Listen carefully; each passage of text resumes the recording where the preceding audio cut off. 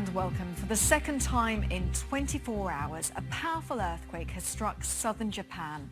The quake, with a magnitude of 7.3, happened in the early hours of the morning. Well, both quakes have hit near Kumamoto, which is an island on the island of Kyushu. Now, pictures from Japan's NHK television have showed buildings shaking as the earthquake struck. Let's have a look at them. There are reports of people being trapped in their homes and in buildings. 9 people are known to have died and more than 1,000 injured from the first tremor, which took place on Thursday night. Officials are warning that the death toll may rise as collapsed buildings are searched. Our correspondent in Tokyo is Rupert Wingfield-Hayes. Absolutely terrifying for the people of that region. What we're seeing on the television now is very large numbers of people, thousands and thousands of people out in the streets, filling public parks, public spaces, wrapped in blankets, basically very, very scared from this double shock that that there was a very big shake last night, and now we've had another very big shake tonight. The intensity of the shaking, although it was the magnitude of the quake was bigger than last night's quake, the intensity of the shaking was actually slightly less. But it does look like there has been damage. We're hearing reports of people calling on their mobile phones from inside buildings saying that they are trapped, and there are a number of rescues going on at the moment.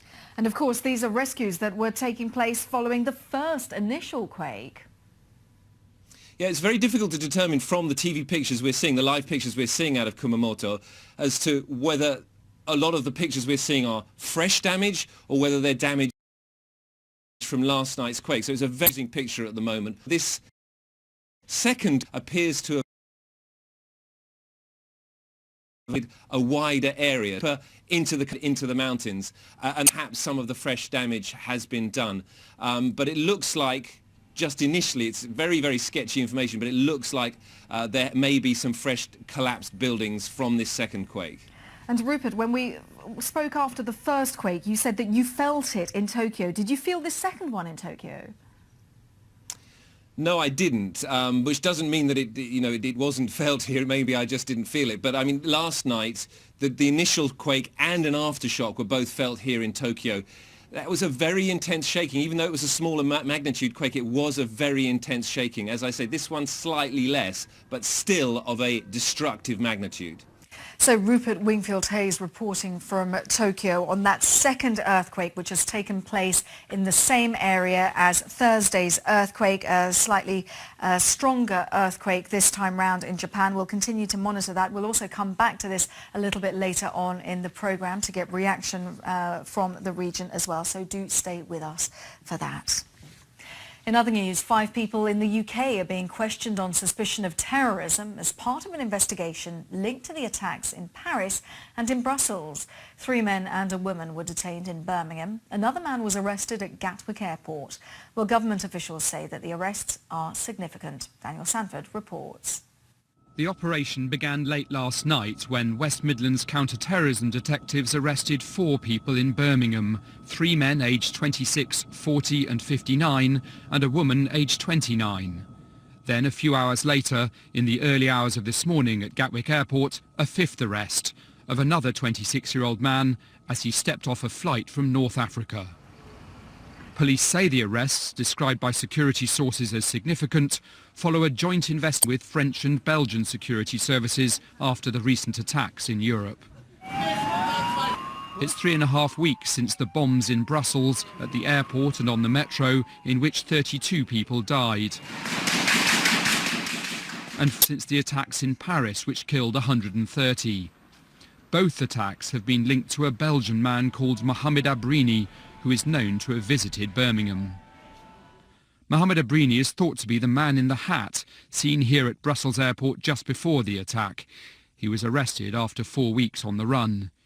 He's also thought to have been caught by a CCTV camera at a French petrol station with the leader of the Paris attacks just 2 days before they were carried out, potentially connecting him to both Brussels and Paris. The BBC has been told that Abrini visited Birmingham last summer before both sets of attacks. Pictures of a football stadium were later found on his phone. All 5 people arrested last night are still being questioned in the West Midlands area. They're being held on suspicion of terrorism, but nobody has been charged. Daniel Sanford reporting. Well, the Belgian transport minister has resigned after accusations that she received details of security lapses at Belgian airports long before the bombings in Brussels last month. Jacqueline Gallant's resignation was accepted by the Belgian Prime Minister. From Brussels, our correspondent Anna Holligan. What happened here put airport security under intense scrutiny. 32 people were killed in the attacks. This document has raised the question, could more have been done to prevent their deaths? The critical report showed lapses in security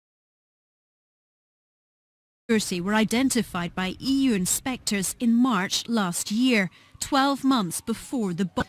The Transport Minister, Jacqueline Gallant, said she wasn't aware of the reports, but that wasn't enough to end speculation that she had seen a summarised version.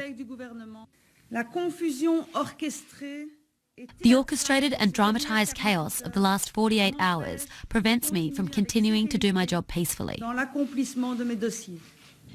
The investigations continue into whether Ms Gallant did receive the information and whether the right action was taken. The two suicide bombers blew themselves up in the departures area and wouldn't normally have faced any checks here in Brussels or at any other European airport. The Belgian government is struggling to defend its reputation. There is a wider inquiry into whether any judiciary or police measures could have prevented the Brussels attacks. And the Prime Minister, Charles Michel, is insisting that Belgium is not a failed state. Despite making some progress in the investigations, the presence of this report is keeping pressure on the Belgian government. Anna Holligan, BBC News, Brussels. There are warnings that a huge surge in the number of migrants arriving in Italy by sea is set to continue. The International Organization for Migration warns that nearly 6,000 have arrived since Tuesday alone. It says that in the week to April the 13th, arrivals in the country were 173% higher than the previous week, whilst in Greece arrivals were 76% lower. Officials in Libya say that they fear the closure of the migrant route through Greece is leading to the surge. While speaking to the BBC, the European Union's foreign policy chief, Federica Mogherini, acknowledged that migrant routes could be shifting back towards the central Mediterranean again. But speaking to the BBC, she also insisted that European naval operations in the central Mediterranean are hitting people smuggling networks and saving lives. The actions we are taking against the smugglers are painful to them. Obviously, we could do much more if we and when we will move to the next phase of the operation, and as we build on what we have already achieved in only 6 months as we are in international waters. We always say that Europe is slow, and in this case we've been very, very fast. The action is effective on the smugglers' network. They are paying a price, an economic price, and life is becoming more difficult for their business, which is the purpose of this mission. Federica Mogherini speaking there to the BBC. Let's return to our top story, that second earthquake in Japan, in the same area where we had the first earthquake on Thursday, where 9 people are known to have died. Let's speak to Gavin Hayes, who is a research geophysicist with the US Geographical Survey. He joins us on the line from Colorado. Thank you very much for speaking to us. This second magnitude, slightly stronger in strength when it comes to a comparison with the first one, but less intense in the shaking experienced by the people on the ground. Is that right? I would expect the shaking that was felt on the ground would be equivalent or larger than the first earthquake from yesterday. This earthquake is almost 30 times bigger than yesterday's event, so the shaking should be of comparable magnitude. I see. And in terms of the tsunami warning, let's deal with that first. That was lifted pretty soon afterwards because they weren't expecting a tsunami warning, a tsunami, given that this was onshore. Exactly, yeah. The size and the location of the earthquake indicate that a tsunami is quite unlikely unless the event triggered some kind of underwater landslide, and that is much less likely than the larger offshore earthquakes. And when it comes to having a second earthquake of this strength in the same area, how devastating is that, the area itself? It's extremely devastating that they're trying to deal with the rescue operations from yesterday, and a larger event strikes during those rescues. So it can be an extremely impactful event, compounding on the shaking from the first earthquake. And Gavin, this was relatively shallow, 10 kilometres in depth. Explain what that means, what the significance of that is. It just means that because the earthquake is so much closer to the ground, so shaking is felt much more intensely. And again, given the larger size of this earthquake, the length of the fault that moved in this event is about 30 or 40 kilometers long, and that ground surface would have moved in the region of 4 to 5 meters. So you're talking very intense shaking over quite a large area, and that's why we'll probably see a significant impact from this event. But this would be then considered a shallow depth, is that right? Extremely shallow depth, yeah. But for the area, for this particular area, that's unusual, isn't it? It's relatively unusual. I mean, it's not uncommon in Japan just because this is a plate boundary region. So in plate boundary regions, the upper crust is riddled with faults that can have these types of earthquakes just over much longer recurrence intervals than we typically expect them from the plate boundary offshore. And that plate boundary, as it dives down underneath Japan, is what generates most of the earthquakes in this region.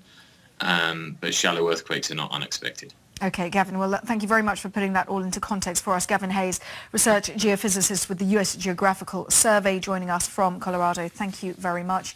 We will also be getting some reaction on social media as to what has happened there.